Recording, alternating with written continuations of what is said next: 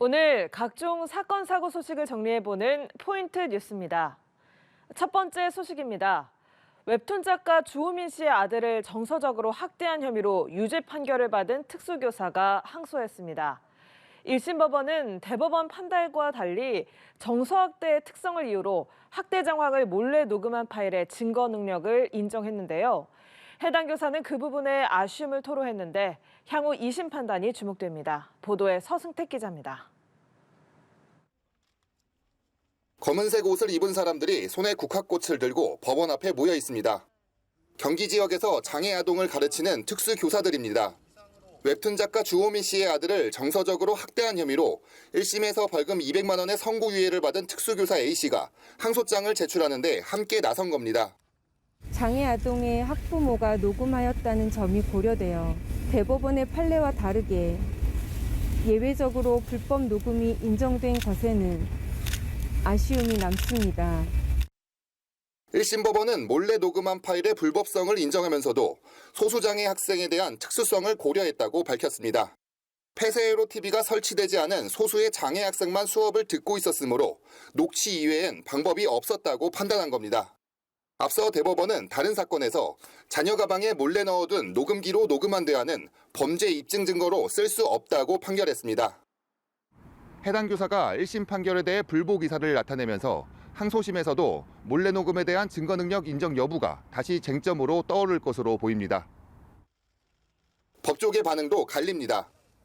학교는 교사가 교육을 실현하는 곳이 아닌 자기 방어와 방치로 이루어진 공간이 될 것입니다. 몰래 녹음을 증거로 채택한 판결로 인한 피해자는 과연 누구겠습니까? 통신비밀보호법에서 금지하고 있는 것들이 공개되지 아니한 타인 간의 대화인데 공개된 타인 간의 대화라고 할 수도 있는 것이고, 그리고 녹음한 행위가 대화 내용이 아니라 그냥 일방적인 욕설이나 소리치는 거일 수도 있기 때문에. 연합뉴스TV 서승택입니다. 두 번째 소식입니다. 급하게 돈이 필요한 서민들을 상대로 고금리 이자를 챙긴 불법 대부업 조직이 경찰에 붙잡혔습니다.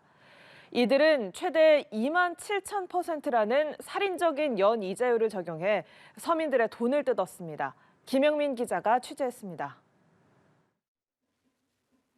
경찰이 대부업체 사무실 물품을 압수합니다. 6대 하고 이 장부는 메모지로 다 압수하게 돼 있거든요. 메모지 3개. 컴퓨터 화면에는 이곳에서 돈을 빌린 사람들의 개인정보가 빼곡히 적혀 있습니다. 일당은 지난 2021년 11월부터 지난해 10월까지 상환율이 좋은 채무자를 선별해 고금리로 돈을 빌려주고 수십억 원의 이자를 챙겼습니다. 이들은 각각 다른 대부업체인 것처럼 꾸미고 채무자들을 상대로 문자 폭탄을 쏟아내며 돌려막기를 유도했습니다.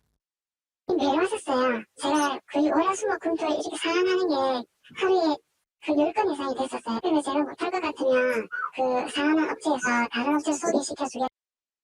평균 연이율 7,300%, 최대 27,000%의 살인적인 이자율을 적용해 돈을 뜯어갔습니다.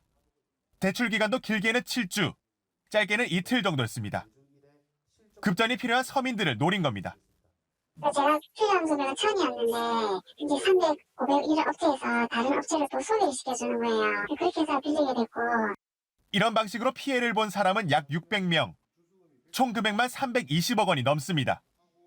현행 법률상 법정 이자율의 연 20%이기 때문에 20%를 초과하는지, 내가 과도하게 이자를 부담하는 것이 아닌지. 경찰은 총책 A씨 등 30명을 검거하고 이 가운데 4명을 구속했습니다. 연합뉴스TV 김영민입니다. 다음 소식입니다. 먹거리 원산지는 정확히 표기해야 하는 의무가 있죠. 특히 국방을 책임지는 국군 장병들이 먹는 거라면 더욱 그렇습니다. 하지만 눈앞에 이익에 눈이 멀어 국군 장병들의 먹거리를 속인 식품업자가 적발됐습니다. 이호진 기자입니다. 국립농산물품질관리원 직원들이 한 냉동창고에 들어갔습니다. 여기저기서 미국 등 다양한 나라에서 온 외국산 돼지고기가 발견됩니다. 하지만 잘려서 포장된 제품은 버젓이 국산 돼지고기로 표시돼 있습니다. 국립농산물품질관리원 충남지원은 외국산 축산물을 국산으로 속여 판매한 축산물 유통업자 A씨를 구속 송치했다고 밝혔습니다.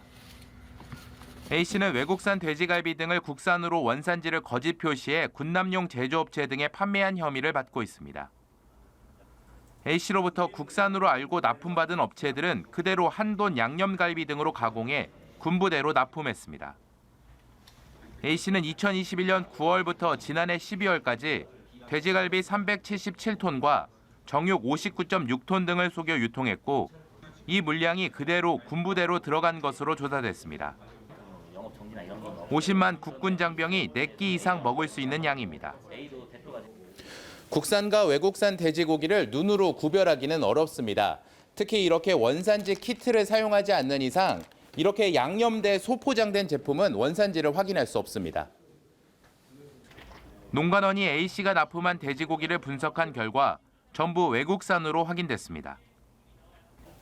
돼지고기에 이력번호도 표시했고 도축 증명서와 등급 판정서를 허위로 제공하여 국산으로밖에 믿을 수 없게끔 제공했습니다. 농관원은 A씨가 이런 범행으로 13억 4천만 원 상당의 부당이익을 챙긴 것으로 보고 있습니다. 농관원은 농축산물 가공업체에도 값이 지나치게 싸거나 품질이 떨어지는 물품은 납품받을 때 반드시 원산지를 확인하고 의심이 된다면 신고해 줄 것을 당부했습니다. 연합뉴스TV 이호진입니다. 마지막 소식입니다. 오늘 새벽 보이는 거라곤 바다밖에 없는 망망대에서 조업하던 어선에 불이 났습니다. 다행히 가까운 어선의 도움으로 승선원 모두가 무사히 구조됐고 해경의 신속한 진화로 해양 오염도 예방할 수 있었습니다. 이상현 기자입니다. 수평선 끝자락에 붉은 점처럼 보이는 물체에서 검은 연기가 쉴 새 없이 뿜어져 나옵니다. 가까이 다가가 보니 어선 뒷부분에 불이 붙었습니다.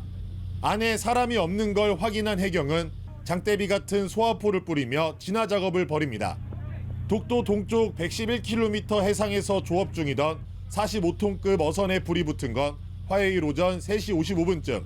신고를 접수한 해경은 인근의 3,000톤급과 1,500톤급 함정을 급파했고 어선안전국은 주변 어선들에게 도움을 요청했습니다. 다행히 가장 가까이 있는 어선이 빠르게 현장에 도착해 61살 선장 A씨 등 승선원 9명 전원을 무사히 구조했습니다. 주변 어선들에게 거기 사고 구조 협조 요청을 했거든요. 그래가지고 근처에 있던 배가 있는데 그 배가 약 한 5시 13분 정도에 도착해서 승선원 9명 전부 다 구조하게 된 겁니다. 4시간 만에 현장에 도착한 해경은 2시간 만에 큰 불을 잡고 기름 유출 등으로 인한 해양 오염을 막기 위해 안전조치를 진행했습니다.